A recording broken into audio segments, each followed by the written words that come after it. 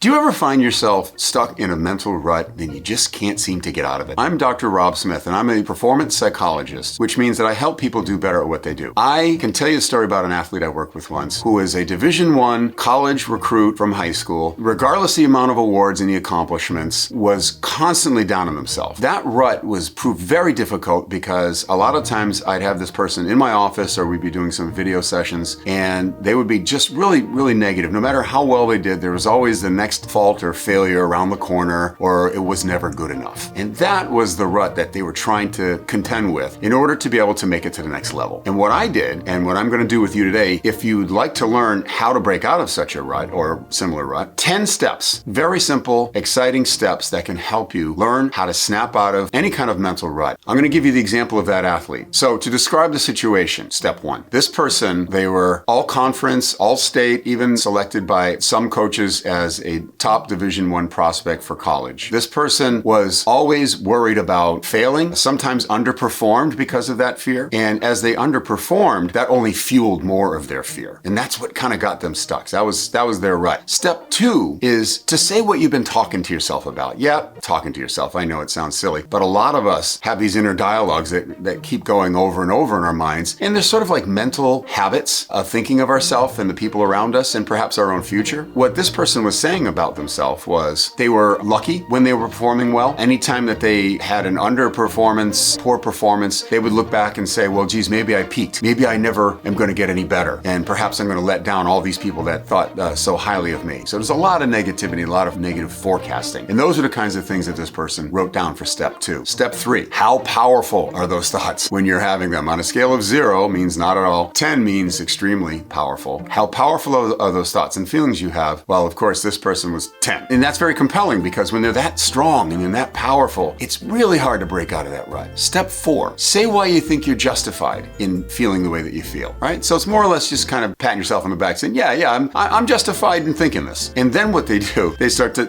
make examples. Like this athlete would come up with examples of all the faults and all the failures, all the disappointing performances. And so these are all kind of supportive, rather justifications for the way she was thinking about herself. So then we move into step five. Now this is a critical step. Step five sort of asks the devil's advocate question. Say why you think maybe some of your thoughts about yourself aren't really that true or 100% valid. And what that does is that helps you look at the problem from a different perspective and actually helps you argue with yourself and more or less say, well, now wait a second. Now I'm going to flip over and start thinking about the positives. Maybe those examples where I was given a high honor, or maybe I did outperform everyone and I did really well. So all of a sudden you start thinking about reasons why you tend to be more likely to be successful and why you might be more successful. So already that's a whole new way of thinking, at least for this person. Step six, critical step, going to ask you what might happen if you don't change the way you've been thinking. So this athlete understood that if they kept stinking thinking, as they say in sports psychology, if they kept thinking that way, they knew that it wasn't going to turn out to be successful and that they were never going to reach their dreams of getting a college scholarship. Step seven, what might happen if you were to change the way you're thinking? So if, in other words, we go back to step five and say, what would happen if I were to think about myself as being more successful? Well, if I were to change in that direction, I'll probably experience a positive spiral instead of a negative one. Step eight taps into your inner wisdom.